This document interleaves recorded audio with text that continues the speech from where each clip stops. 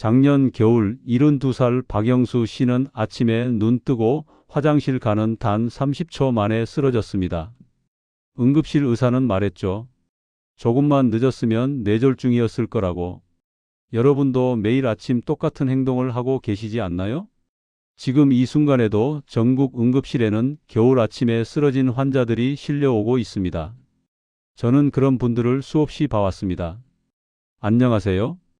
20년 넘게 재활운동 현장에서 중장년층과 시니어분들의 건강을 돕고 있는 재활운동 전문가 김재훈입니다. 겨울철 아침 사고 대부분은 예방할 수 있습니다. 단지 아침 첫 5분 동안 습관 하나만 바꾸면 됩니다. 오늘은 의사와 물리치료사가 실제로 환자에게 절대 하지 말라고 경고하는 겨울 아침 습관과 정확히 어떻게 해야 안전한지를 말씀드리겠습니다. 이 이야기가 도움이 되셨다면 구독과 좋아요로 함께 해주세요. 여러분의 건강한 노후를 응원합니다. 박영수 씨의 그날 아침을 다시 떠올려 봅시다. 새벽 6시 알람이 울렸습니다.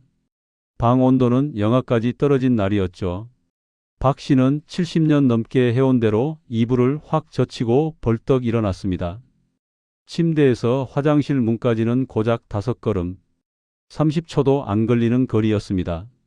그런데 네 번째 걸음을 내딛는 순간 세상이 빙글빙글 돌기 시작했어요. 벽을 붙잡으려 했지만 손에 힘이 들어가지 않았습니다. 쿵! 그대로 바닥에 쓰러졌습니다. 다행히 부인이 소리를 듣고 달려왔고 10분 만에 구급차가 도착했어요. 병원에서 의사는 이렇게 말했습니다. 기립성 저혈압입니다. 겨울 아침에 급하게 일어나시면 안 됩니다. 조금만 늦었으면 뇌에 산소가 안 가서 큰일 날 뻔했어요. 박 씨는 고혈압 약을 먹고 있었지만 자신이 위험한 행동을 하고 있다는 걸 전혀 몰랐습니다. 이 이야기가 남의 일 같으신가요? 절대 아닙니다. 겨울 아침은 우리 몸에게 가장 가혹한 시간입니다. 밤새 누워있던 몸은 혈액순환이 느려진 상태고요. 차가운 공기는 혈관을 꽉 조입니다. 혈관을 고무줄이라고 생각해 보세요. 따뜻할 때는 부드럽게 늘어나지만 차가우면 딱딱하게 굳어버립니다. 겨울 아침 혈관이 바로 이런 상태예요. 이 상태에서 갑자기 일어나면 중력 때문에 피가 다리 쪽으로 쏠립니다. 뇌로 가야 할 피가 순간적으로 부족해지는 겁니다. 젊을 때는 몸이 1초 만에 적응합니다. 하지만 60대가 넘어가면 이 적응 속도가 절반 이하로 느려집니다. 대한노인병학회 연구를 보면 겨울철 낙상 사고의 57%가 기상 후 5분 안에 발생했습니다. 그중 80% 이상이 급하게 일어났다고 답했어요. 미국 심장학회 자료도 비슷합니다. 겨울 아침 시간대 심혈관 사고가 다른 계절보다 42% 높았습니다. 왜 이 시간이 위험할까요?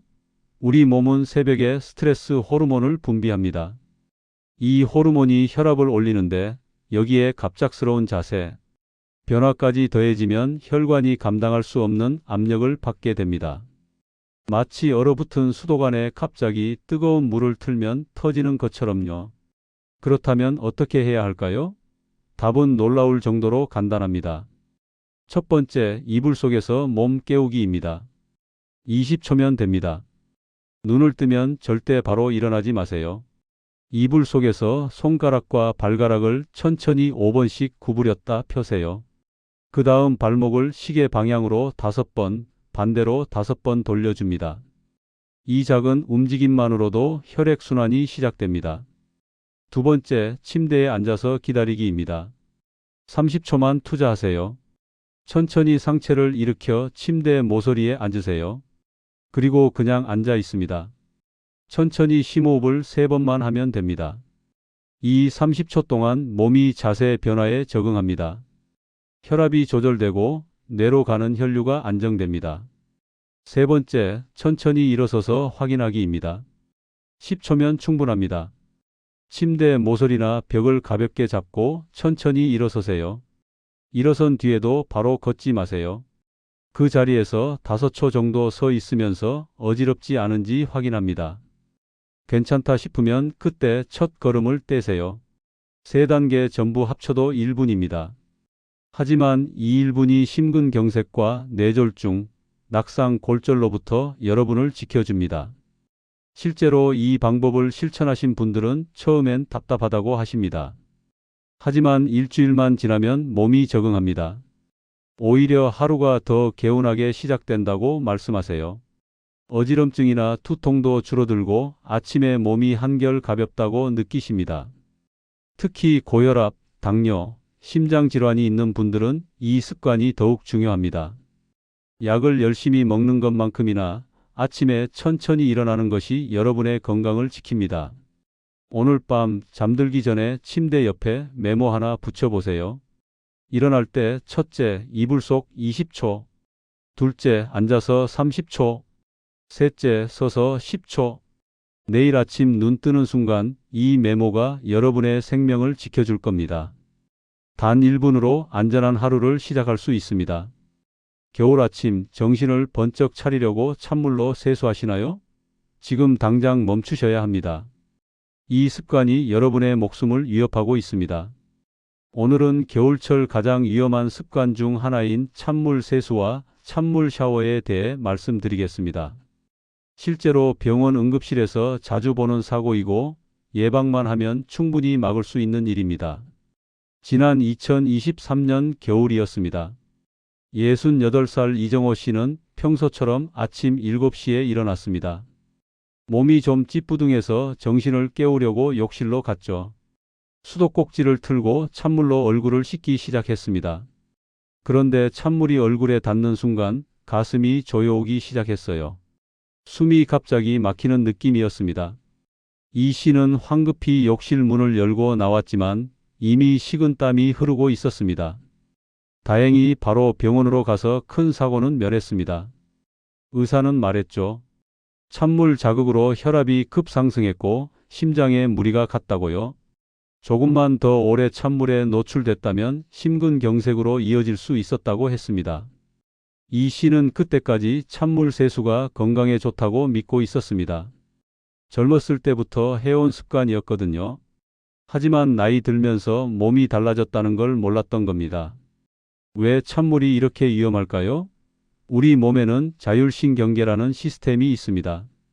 이게 혈압과 심장 박동을 자동으로 조절해 주는데요. 찬물에 갑자기 노출되면 이 시스템이 비상모드로 전환됩니다. 특히 얼굴에 찬물이 닿으면 잠수 반사라는 현상이 일어납니다. 우리 몸이 물속에 빠졌다고 착각하는 거예요. 그러면 자동으로 심장 박동이 느려지고 동시에 혈관은 꽉 수축됩니다.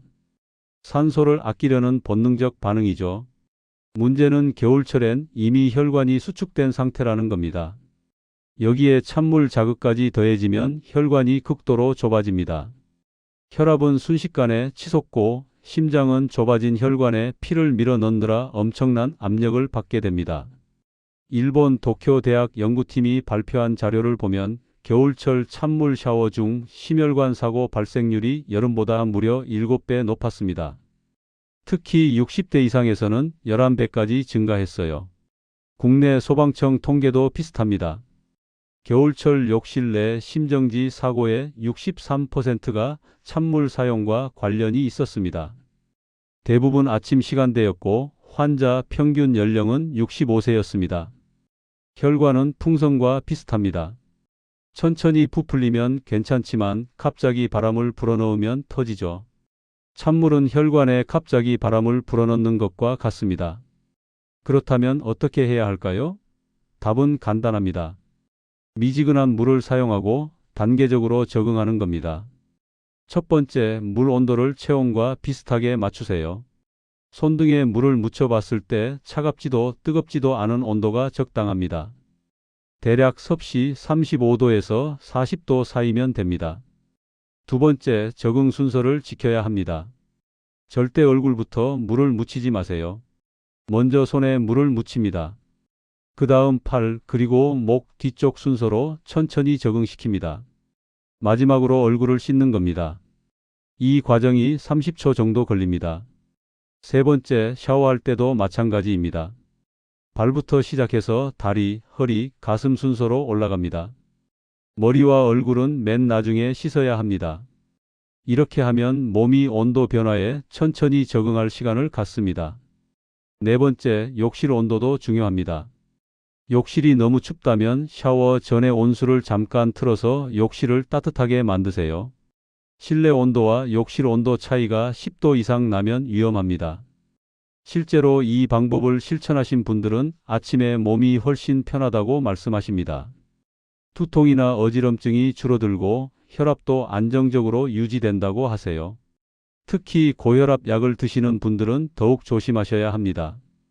약으로 혈압을 낮춰놓은 상태에서 찬물 자극을 받으면 혈압이 롤러코스터처럼 오르락내리락합니다. 이게 혈관벽에 상처를 내고 장기적으로 동맥경화를 악화시킵니다. 당뇨가 있는 분들도 마찬가지입니다. 당뇨는 혈관을 약하게 만드는데 여기에 찬물 자극까지 더해지면 혈관이 견디지 못합니다. 기억하세요. 젊었을 때 괜찮았던 습관이 나이 들어서는 독이 될 수 있습니다. 찬물 세수가 정신을 깨운다는 건 착각입니다. 오히려 여러분의 심장을 위협하고 있습니다. 오늘 저녁부터 욕실 수도꼭지 옆에 스티커를 하나 붙여보세요. 미지근한 물 손에서 얼굴로 천천히. 이 세 가지만 기억하시면 됩니다. 여러분의 아침이 안전해질 겁니다. 겨울 아침, 집 앞 계단에서 발을 헛디뎌 넘어지셨나요? 무릎이 시큰거리고 허리가 아프신가요? 이건 단순히 운이 나빴던 게 아닙니다. 여러분이 집을 나서기 전단 1분을 건너뛰었기 때문입니다. 오늘은 겨울철 낙상과 근육 손상의 가장 큰 원인인 준비운동 없는 외출에 대해 말씀드리겠습니다. 작년 겨울 70살 최순자 씨의 이야기입니다. 최 씨는 매일 아침 시장에 가는 습관이 있었어요. 그날도 평소처럼 외투를 입고 집을 나섰습니다. 아파트 계단을 내려가는데 세 번째 계단에서 갑자기 무릎에 힘이 풀렸습니다. 휘청하면서 난간을 붙잡았지만 이미 몸은 앞으로 쏠린 상태였어요. 그대로 계단 5개를 굴러 떨어졌습니다. 다행히 큰 부상은 없었지만 손목이 삐고 무릎에 멍이 심하게 들었습니다. 병원에서 물리치료사는 이렇게 말했습니다. 근육이 완전히 굳은 상태에서 움직이셨네요. 겨울엔 집에서 나가기 전에 꼭 몸을 풀어야 합니다. 최 씨는 그때까지 준비운동이 운동선수들만 하는 거라고 생각했습니다. 왜 겨울에는 준비운동이 이렇게 중요할까요? 근육은 고무줄과 비슷합니다. 따뜻할 때는 쭉쭉 늘어나지만 차가우면 딱딱하게 굳어버립니다. 실제로 근육 온도가 섭씨 37도에서 30도로 떨어지면 근육의 탄성이 절반 이하로 줄어듭니다. 쉽게 말해서 늘어날 수 있는 능력이 반토막 나는 거예요. 겨울 아침 집안은 난방으로 따뜻하지만 밖은 영하입니다. 문을 열고 나가는 순간 근육은 급격한 온도 변화를 겪습니다. 근육이 수축하면서 딱딱해지는데 이 상태로 걷거나 계단을 오르면 작은 충격에도 쉽게 다칩니다. 서울대 스포츠의학센터가 2022년에 발표한 연구를 보면 겨울철 낙상 사고의 72%가 외출 후 10분 이내에 발생했습니다. 근육이 아직 움직일 준비가 안 된 상태였던 거죠. 특히 무릎과 허리가 가장 위험합니다. 관절 주변 근육이 경직되면 관절이 충격을 흡수하지 못합니다. 평소엔 괜찮던 작은 턱에 발이 걸리거나 계단에서 균형을 잃기 쉬워집니다. 대한정형외과학회 통계를 보면 겨울철 근골격계 손상 환자가 여름보다 65% 많았습니다. 그중 80% 이상이 60대 이상 고령자였어요. 나이가 들면 근육량이 줄어듭니다. 50대부터는 매년 1%씩 근육이 감소하고 70대가 되면 젊었을 때의 30%만 남습니다. 적은 근육으로 추운 날씨를 견뎌야 하니 더욱 조심해야 하는 겁니다. 그렇다면 어떻게 해야 할까요? 외출 전 집에서 1분만 투자하면 됩니다. 어렵지 않습니다. 현관에서 신발 신기 전에 할 수 있는 동작들입니다.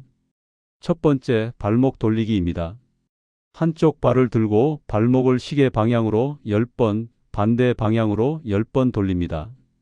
반대쪽 발도 똑같이 해주세요. 이 동작만으로도 발목 주변 근육이 깨어나고 균형 감각이 살아납니다. 두 번째, 무릎 구부렸다 펴기입니다. 벽이나 현관 신발장을 가볍게 잡고 서세요. 그 상태에서 무릎을 천천히 구부렸다가 펴는 동작을 10번 반복합니다. 너무 깊이 앉을 필요는 없습니다. 무릎이 약간 굽혀지는 정도만 해도 충분해요. 세 번째, 허리 좌우로 돌리기입니다. 양손을 허리에 대고 상체를 천천히 좌우로 돌립니다. 각 방향으로 5번씩만 하면 됩니다. 이 동작이 허리 주변 근육을 풀어주고 척추를 보호합니다. 네 번째, 어깨 돌리기입니다. 양팔을 옆으로 벌리고 작은 원을 그리듯 앞으로 10번, 뒤로 10번 돌립니다. 겨울에는 두꺼운 외투를 입어서 어깨가 경직되기 쉬운데 이 동작이 그걸 예방해 줍니다. 이 네 가지 동작을 다 해도 1분이면 됩니다. 하지만 이 1분이 낙상 위험을 70% 이상 줄여줍니다. 실제로 이 습관을 들이신 분들의 이야기를 들어보면 처음엔 귀찮다고 느끼셨대요. 하지만 2주일만 지나면 몸이 자동으로 움직인다고 하십니다.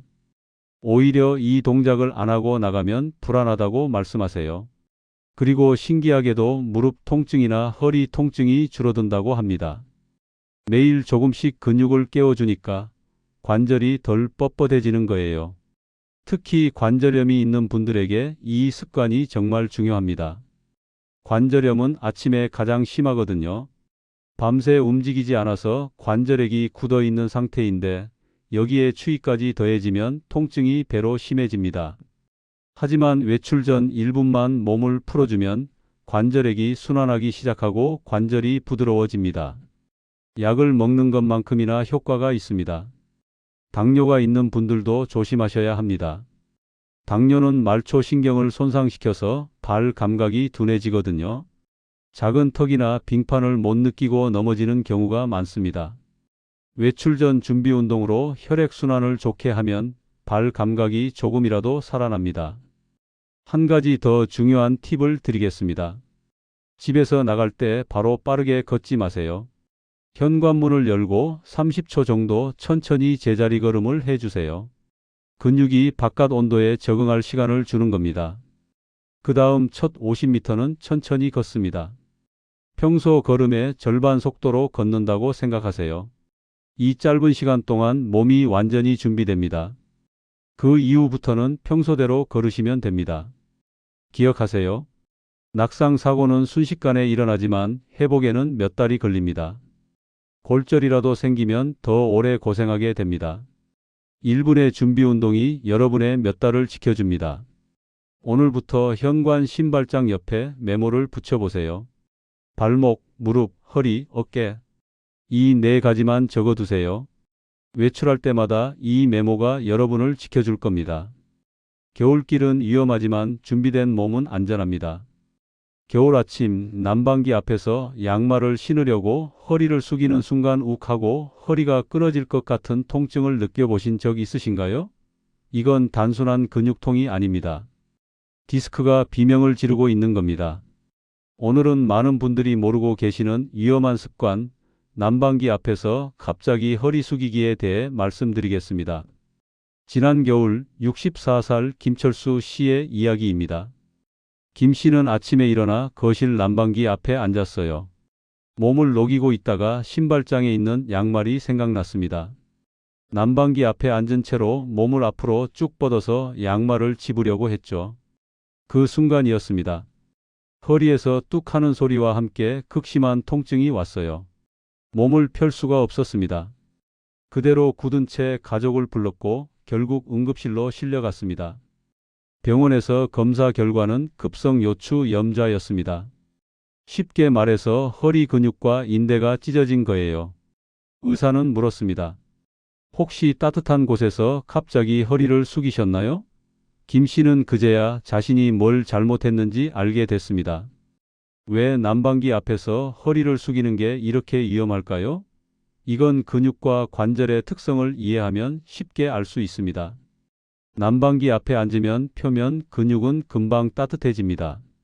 피부에 가까운 근육들이 열을 받아서 부드러워지는 거죠. 하지만 문제는 깊은 곳에 있는 근육입니다. 척추를 지탱하는 심부 근육은 여전히 차갑고 경직된 상태예요. 이 상태에서 갑자기 허리를 숙이면 어떻게 될까요? 표면 근육은 쭉 늘어나려고 합니다.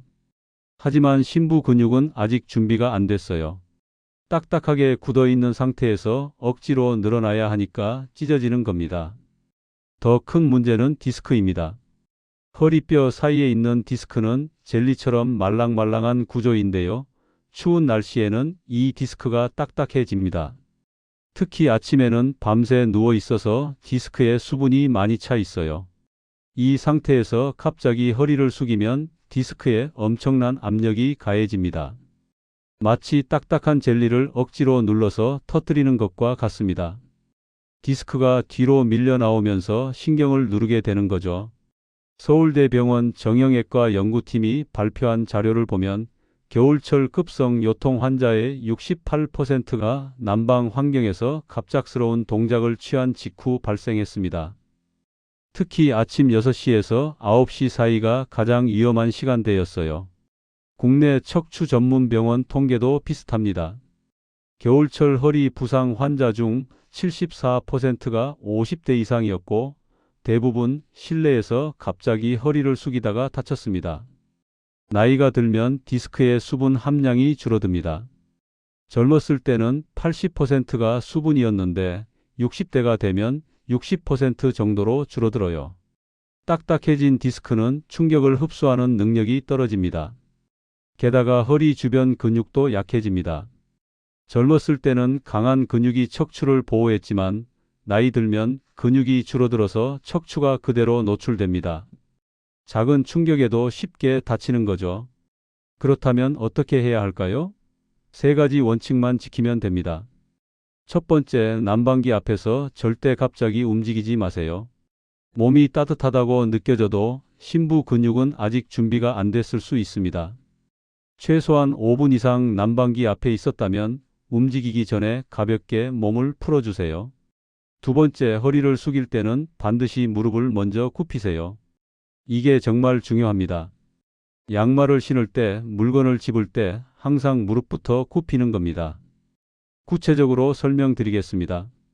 서 있는 상태에서 물건을 집으려면 먼저 무릎을 굽혀서 쪼그려 앉습니다. 그 다음 허리는 곱게 펴진 상태로 물건에 손을 뻗어요. 물건을 잡았으면 다리 힘으로 일어섭니다. 절대 허리 힘으로 일어나지 마세요. 앉은 상태에서도 마찬가지입니다. 앞에 있는 물건을 집으려면 먼저 의자를 앞으로 당기거나 엉덩이를 의자 끝으로 이동합니다. 그 다음 무릎을 굽히면서 물건 쪽으로 가까이 갑니다. 허리만 쭉 뻗어서 짚지 마세요. 세 번째, 아침에 일어나서 첫 30분은 특히 조심하세요. 이 시간이 디스크가 가장 취약한 시간입니다. 밤새 디스크에 수분이 차서 부풀어 있거든요. 이 시간 동안에는 무거운 물건을 들거나 허리를 많이 숙이는 동작을 피하세요. 대신 가볍게 걷거나 스트레칭을 천천히 하면서 디스크가 정상 상태로 돌아올 시간을 주는 겁니다. 실제로 이 방법을 실천하신 분들은 만성 요통이 크게 줄어들었다고 말씀하십니다. 특히 아침마다 허리가 아팠던 분들이 훨씬 편해졌다고 하세요. 한 가지 더 중요한 팁을 드리겠습니다. 난방기 앞에 앉을 때는 자세도 중요합니다. 바닥에 그냥 주저앉지 마시고 방석이나 쿠션을 깔고 앉으세요. 그리고 등을 벽이나 소파에 기대세요.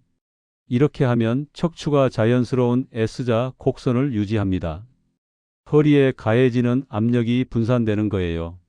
반대로 바닥에 그냥 앉아서 등을 구부리고 있으면 디스크에 계속 압력이 가해집니다.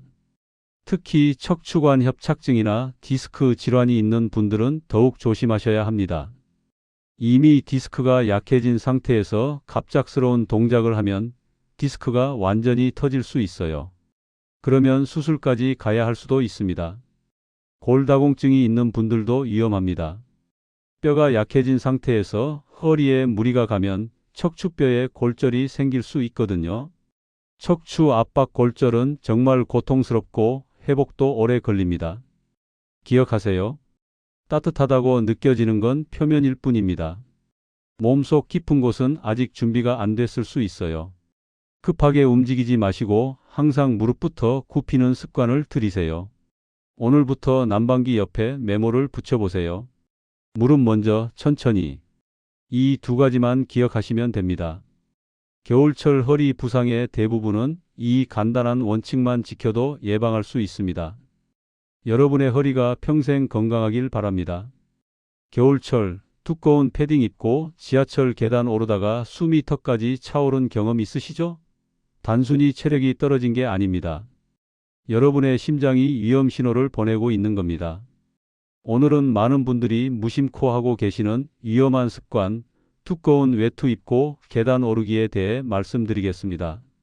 작년 1월 67살 박미경 씨의 이야기입니다. 박 씨는 병원에 진료받으러 가는 길이었어요.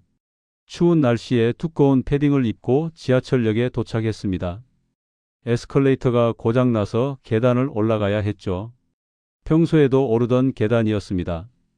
박 씨는 별 생각 없이 계단을 오르기 시작했어요. 그런데 10개쯤 올라갔을 때부터 숨이 가빠지기 시작했습니다. 20개를 넘어서자 가슴이 답답하고 어지러웠어요.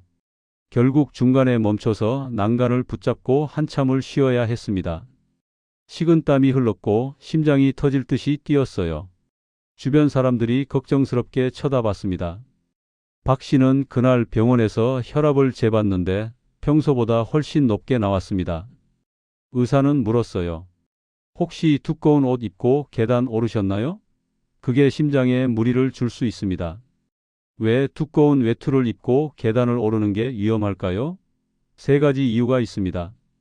첫째, 체온 조절이 안 됩니다. 우리 몸은 운동할 때 열을 만들어냅니다. 계단을 오르는 건 생각보다 강한 운동이에요. 특히 중장년층에게는 더욱 그렇습니다. 두꺼운 외투는 이 열을 가둡니다. 마치 사우나복을 입은 것처럼요. 체온이 급격히 올라가면 심장은 열을 식히려고 더 빨리 뛰어야 합니다. 혈관을 확장시키고 땀을 내려고 하죠. 문제는 겨울에는 바깥 공기가 차갑다는 겁니다. 몸은 더운데 얼굴로 들어오는 공기는 차가워요. 이 온도 차이가 심장과 혈관에 혼란을 줍니다. 둘째, 호흡이 제한됩니다. 두꺼운 외투는 가슴을 압박합니다. 특히 패딩은 부풀어 있어서 팔을 움직일 때마다 가슴을 조이죠. 계단을 오르려면 팔을 흔들어야 하는데 그럴 때마다 가슴이 눌립니다. 호흡이 얕아지면 산소 공급이 부족해집니다. 운동할 때는 평소보다 산소가 더 많이 필요한데 공급은 줄어드는 거예요. 심장과 뇌가 산소 부족 상태가 됩니다. 셋째, 몸무게가 늘어납니다. 두꺼운 패딩은 보통 1kg에서 2kg 정도 나갑니다. 목도리, 모자, 장갑까지 하면 3kg이 넘어요. 가방까지 메고 있다면 더욱 무겁습니다. 계단을 오를 때는 자기 체중을 위로 들어 올려야 합니다. 3kg이 더해지면 심장은 그만큼 더 일해야 해요. 고령자에게는 이 차이가 정말 큽니다. 서울대병원 순환기내과 연구팀 자료를 보면 겨울철 계단 오르기 중 심혈관 부담이 여름보다 45% 높았습니다. 특히 두꺼운 외투를 입은 상태에서는 62%까지 증가했어요. 대한심장학회 통계도 심각합니다. 겨울철 계단 이용 중 발생한 협심증 증상 환자의 78%가 외투를 입은 상태였습니다. 평균 연령은 63세였고요. 나이가 들면 심장 기능이 떨어집니다. 젊었을 때는 최대 심박수가 분당 200회까지 올라갈 수 있지만 60대가 되면 150회 정도가 한계입니다. 예비 능력이 줄어드는 거죠. 여기에 고혈압이나 당뇨가 있다면 더 위험합니다. 혈관이 이미 좁아진 상태에서 심장에 무리를 주면 협심증이나 심근경색으로 이어질 수 있어요. 그렇다면 어떻게 해야 할까요? 네 가지 방법이 있습니다. 첫 번째, 계단 오르기 전에 외투를 벗으세요.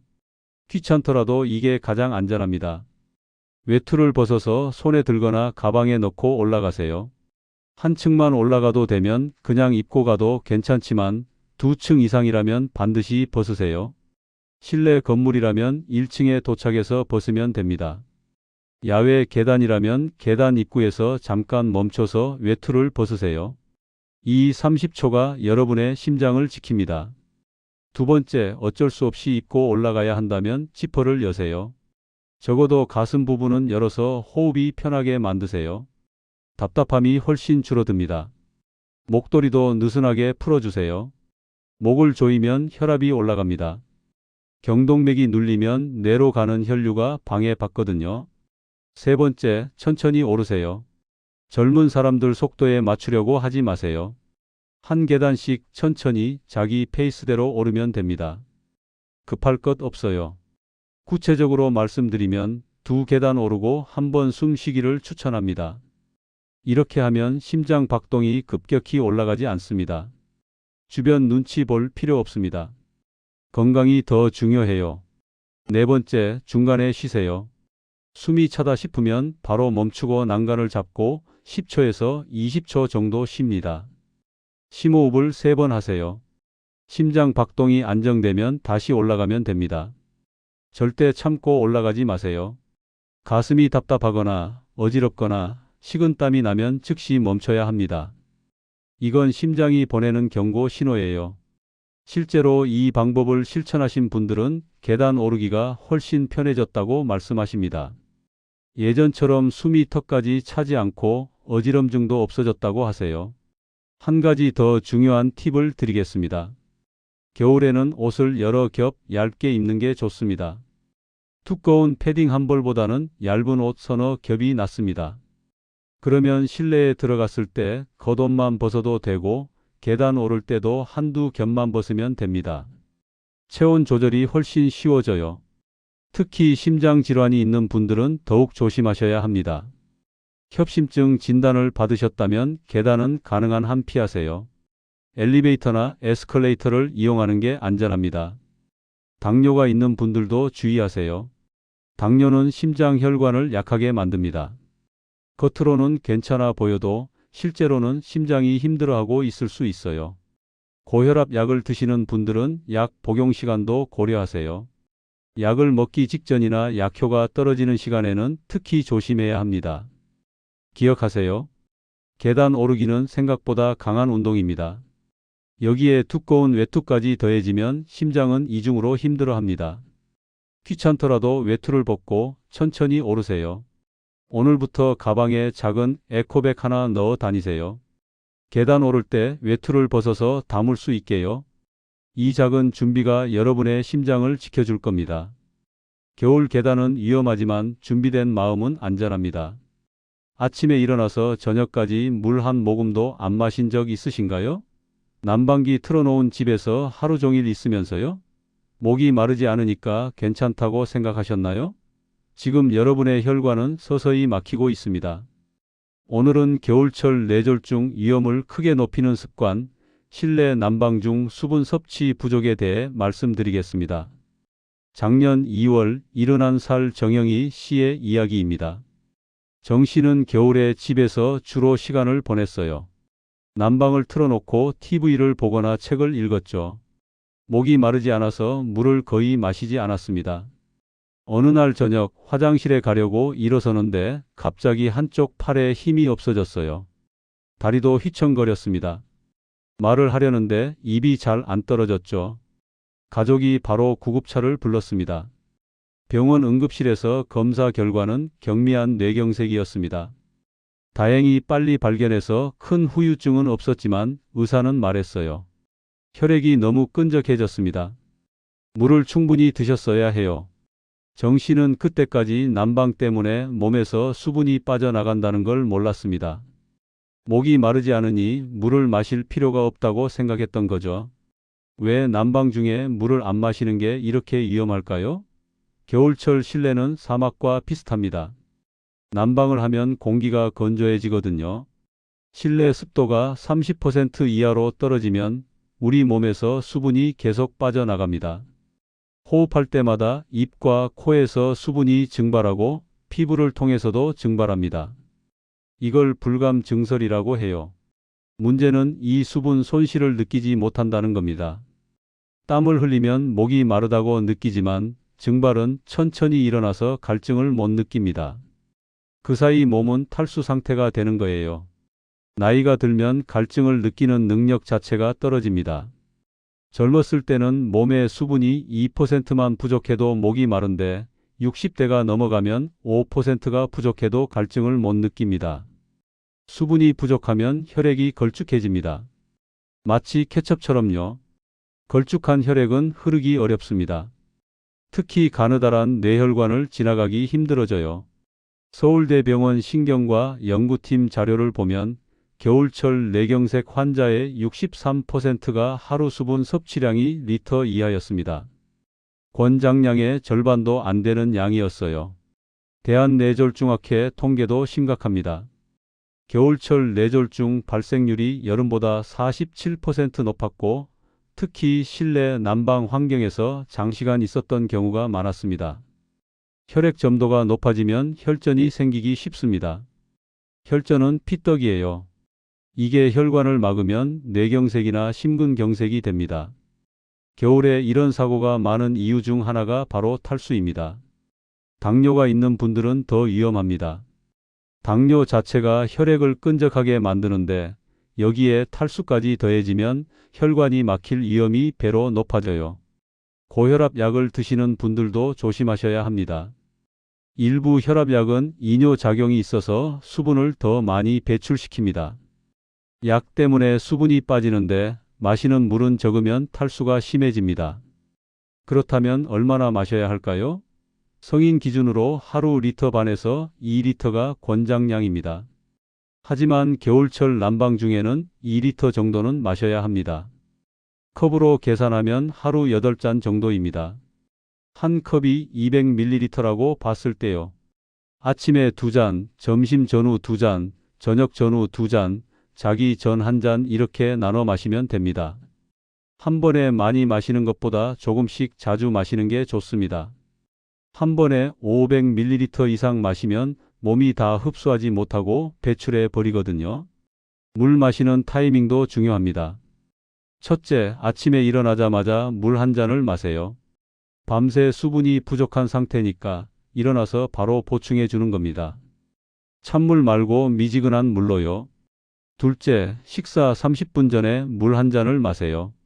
식사 중에 물을 마시면 소화액이 희석돼서 소화가 안 될 수 있습니다.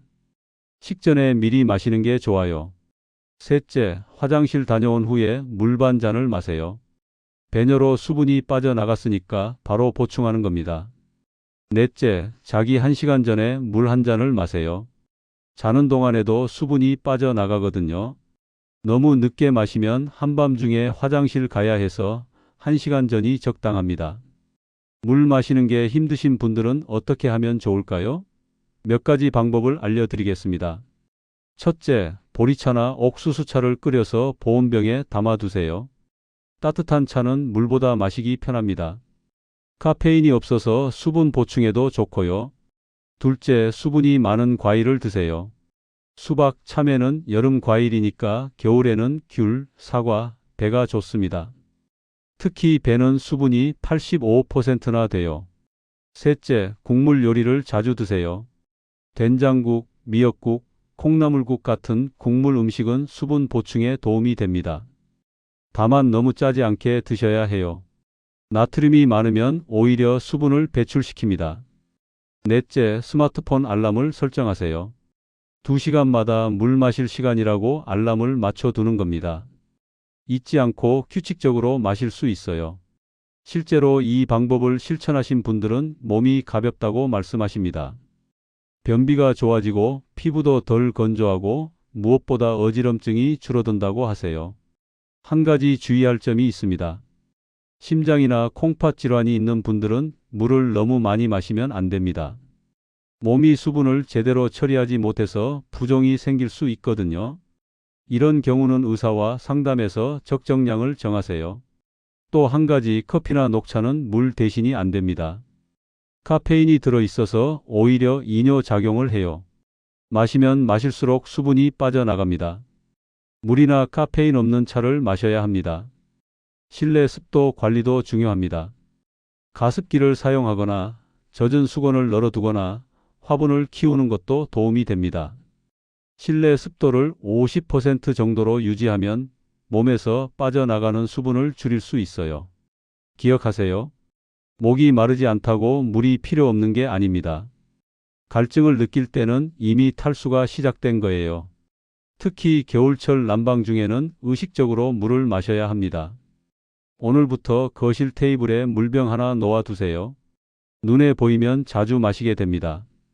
TV 볼 때, 책 읽을 때, 그냥 앉아 있을 때 수시로 한 모금씩 마시세요. 이 작은 습관이 뇌졸중으로부터 여러분을 지켜줄 겁니다. 겨울만 되면 유독 허리가 아프고 무릎이 시리고 목이 뻣뻣하신가요? 병원 가도 특별한 이상은 없다는데 통증은 계속되시나요? 문제는 여러분이 겨울에 무심코 취하는 자세에 있습니다. 오늘은 겨울철 만성 통증을 키우는 3가지 나쁜 자세에 대해 말씀드리겠습니다. 지금까지 5가지 위험한 습관을 말씀드렸는데요. 마지막으로 하루 종일 우리 몸을 망가뜨리는 자세의 문제를 짚어보겠습니다. 작년 겨울 69살 이경숙 씨는 매일 허리 통증에 시달렸습니다. 병원에서 검사해도 디스크나 협착증은 아니었어요. 진통제를 먹어도 며칠 지나면 다시 아팠습니다. 물리치료사가 이 씨의 하루 생활을 자세히 물어봤습니다. 그리고 3가지 자세의 문제를 발견했어요.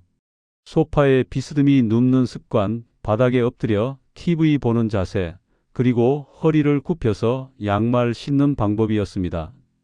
이 3가지 자세만 고쳤더니 2주일 만에 통증이 절반으로 줄었습니다.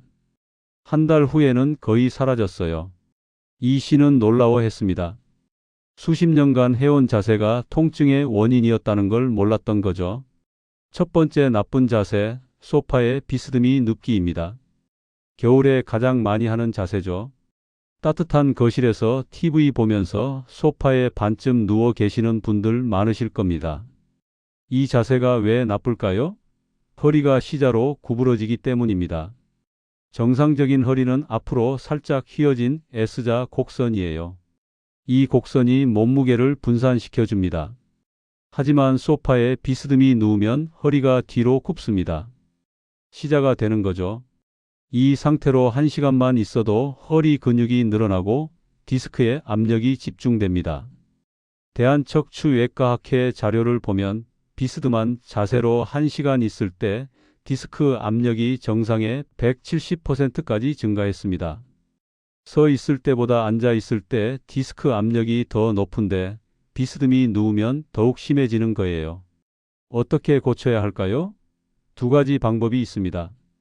첫째, 제대로 앉거나 제대로 눕는 겁니다. 애매한 자세가 가장 나빠요.